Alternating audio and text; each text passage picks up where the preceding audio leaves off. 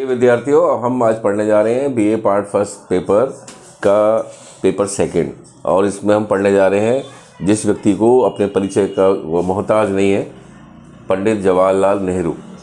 तो भारत के जो राजनीतिक विचारक हैं उसमें पंडित नेहरू का एक बहुत बड़ा योगदान तो नहीं है, लेकिन उनका योगदान इसलिए बहुत महत्वपूर्ण होता है कि वो भारत के पहले प्रधानमंत्री भी रहे और उनके जो कुछ विचार थे वो भारत के कहना चाहिए आंतरिक और बाहरी नीति और में विशेषता बनाने में बहुत बड़ी उनकी भूमिका रही। तो आज हम पढ़ेंगे पंडित नेहरू की जीवन परिचय और उसके साथ में हम पढ़ेंगे उनकी रचनाएं और फिर जब हम पढ़ेंगे उनके लोकतांत्रिक समाजवाद, जिसकी काफ़ी चर्चा है, लोकतांत्रिक समाजवाद को पढ़ेंगे। उसके बाद में फिर आएगा उनके राष्ट्रवाद संबंधी विचार और फिर अंतर्राष्ट्रीयवाद संबंधी विचार भी हैं। फिर दूसरा पोर्शन जो आएगा उसमें हम पढ़ेंगे उनके लोकतांत्रिक और आर्थिक विचार। तो ये करीब 2 पार्ट का है और परीक्षा की दृष्टि से महत्वपूर्ण भी है। आप लोगों से भी कहा है कि आप ज़्यादा से ज़्यादा इसको पढ़ें, अपने कमेंट्स दें, जिससे हमें भी पता लगे कि आखिर आप लोग कितना उसमें रुचि ले रहे हैं। तो आधुनिक भारत के महानतम व्यक्तियों एवं नायकों में से एक हैं। उन्हें महात्मा गांधी के बाद सर्वाधिक महत्वपूर्ण जननायकों का दर्जा प्राप्त है। नेहरू आधुनिक भारत के एक सुलझे हुए राजमर्मज्ञ थे। उनका राजनीतिक दर्शन उन जीवंत विचारों में नहीं थे जो उन्होंने मुख्यतः इतिहास के विवेचन, भारतीय राजनीति के दर्शन और विश्व राजनीति की समीक्षा के दौरान अपनाए, व्यक्त किए या स्थापित किए। ये विचार इतने सार्थक और महत्वपूर्ण हैं कि उन्हें नेहरू जी के राजनीतिक दर्शन के रूप में प्रयुक्त करना सर्वथा युक्ति संगत होगा। अब रचनाएं नेहरू जी की रचनाएं हैं विश्व इतिहास की झलक, आत्मकथा, भारत की एकता, भारत की खोज। इसके अतिरिक्त कुछ अन्य रचनाएं हैं सोवियत रूस, स्वतंत्रता और उसके बाद, अमेरिका की यात्रा, भाषाओं का प्रश्न, स्वतंत्रता की ओर आदि। राजनीतिक विचार आप देखें तो साम्राज्यवाद तथा फांसीवाद का विरोध। नेहरू ने साम्राज्यवाद व फांसीवाद के विरोध में निम्न तर्क दिए। साम्राज्यवाद शोषण पर आधारित है। साम्राज्यवाद के परिणाम राजनीतिक अत्याचार और राजनीतिक सामाजिक विखंडन। तीसरा है फांसीवादी स्वतंत्रता, प्रगति और विश्व शांति का विरोधी। चौथा है फांसीवाद लोकतंत्र विरोधी। लोकतांत्रिक समाजवाद, जिसको हम पढ़ने जा रहे हैं, एक अनुभववादी चिंतक के रूप में नेहरू ने लोकतंत्र की अवधारणा को अत्यंत व्यापक, बहुआयामी और गत्यात्मक माना। नेहरू के अनुसार लोकतांत्रिक समाजवादी व्यवस्था में सामाजिक, आर्थिक एवं राजनीतिक क्षेत्रों में न्याय की स्थापना के लिए संवैधानिक साधनों तथा जनमत जैसे अहिंसक साधनों में विश्वास रखता है।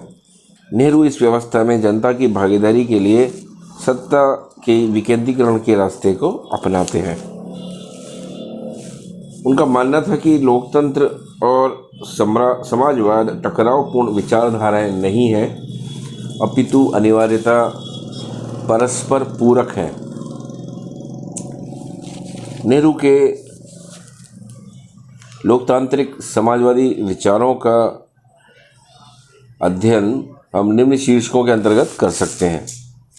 नेहरू के अनुसार राजनीतिक और आर्थिक शक्तियों का विकेंद्रीकरण तथा जन सहमति के तरीकों से स्थापित की जाने वाली व्यवस्था ही लोकतांत्रिक समाजवाद है।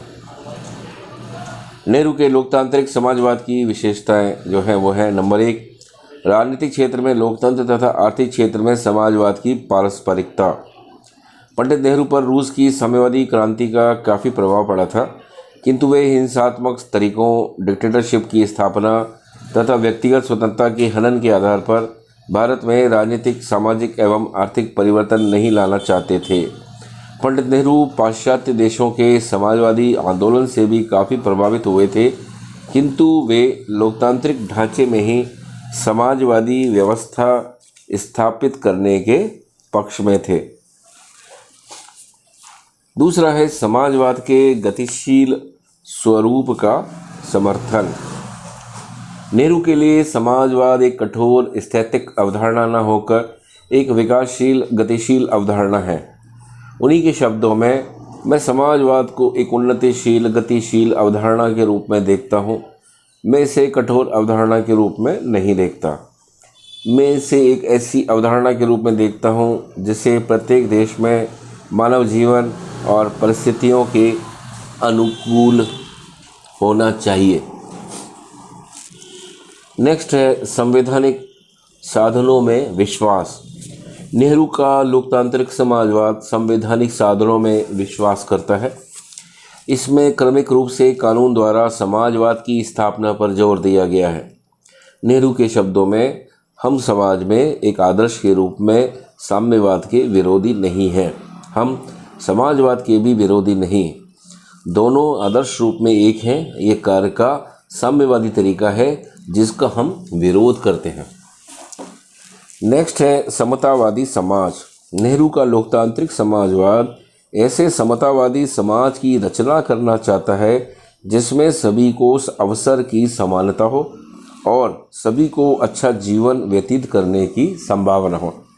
इसलिए हमें समानता पर अधिक बल देना है और विषमताओं को दूर करना है। नेक्स्ट है सामाजिक उन्नति और लोक कल्याण। नेहरू लोकतांत्रिक समाजवाद को एक वस्तुपरक आवश्यकता समझते हैं। उनकी धारणा है कि लोक कल्याण और उन्नति का यह एकमात्र रास्ता है। वे इसे भारत के सभी आर्थिक रोगों के लिए रामबाण समझते हैं। नेक्स्ट है लोकतांत्रिक मूल्यों पर दृढ़ विश्वास।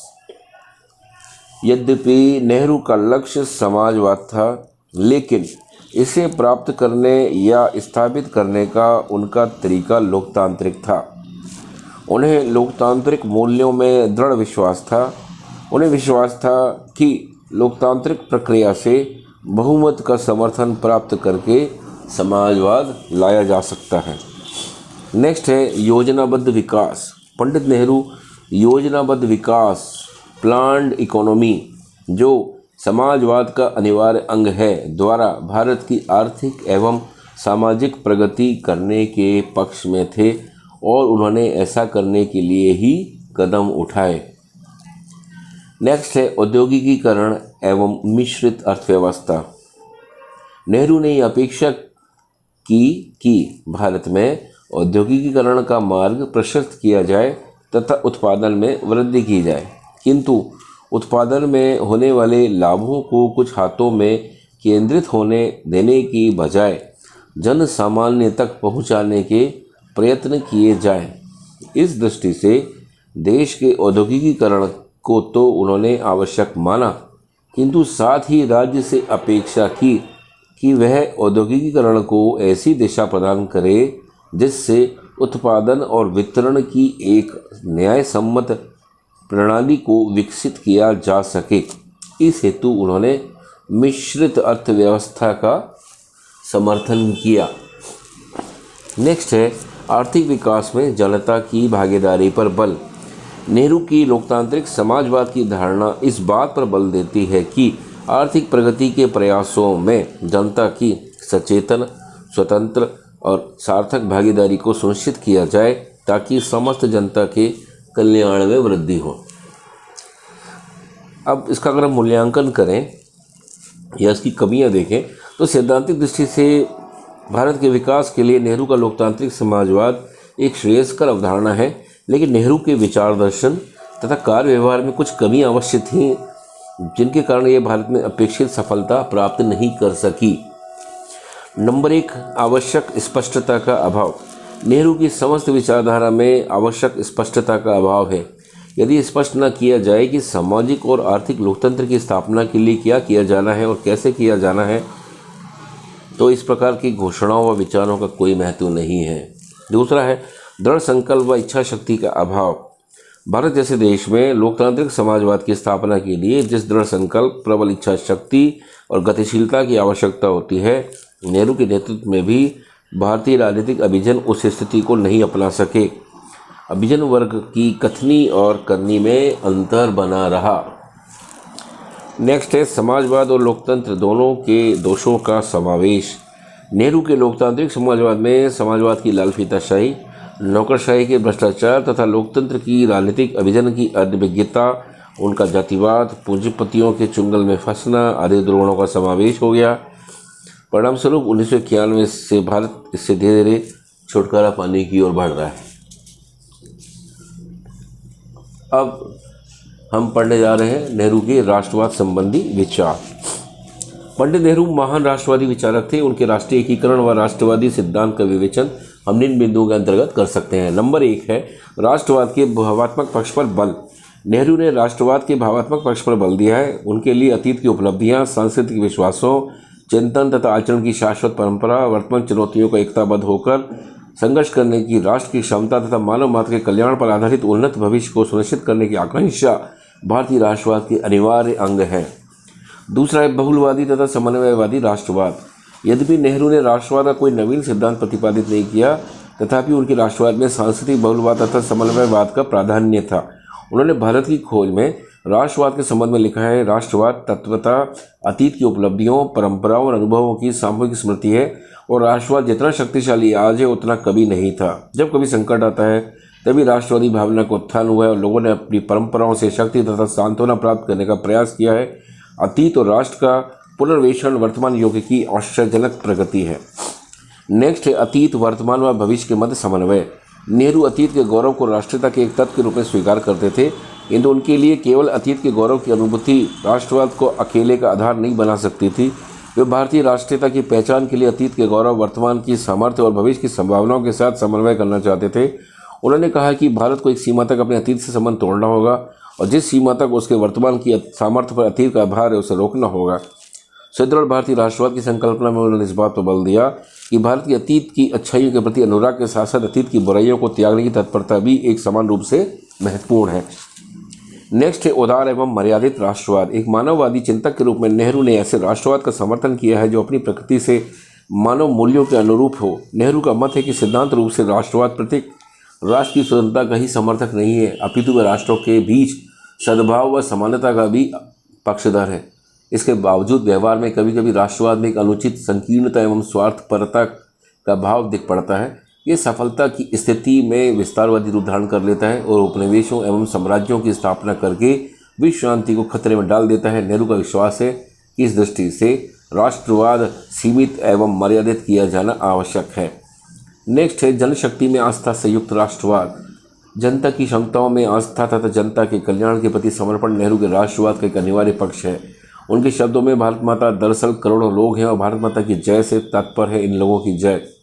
स्पष्ट है कि नेहरू का राष्ट्रवाद जनशक्ति में आस्था से युक्त राष्ट्रवाद है। नेक्स्ट है व्यापक दृष्टिकोण। नेहरू का राष्ट्रवाद संकीर्ण नहीं था। वे भारतीय राष्ट्रवाद को मानव मात्र की स्वतंत्रता और कल्याण के संदर्भ में महत्वपूर्ण मानते थे।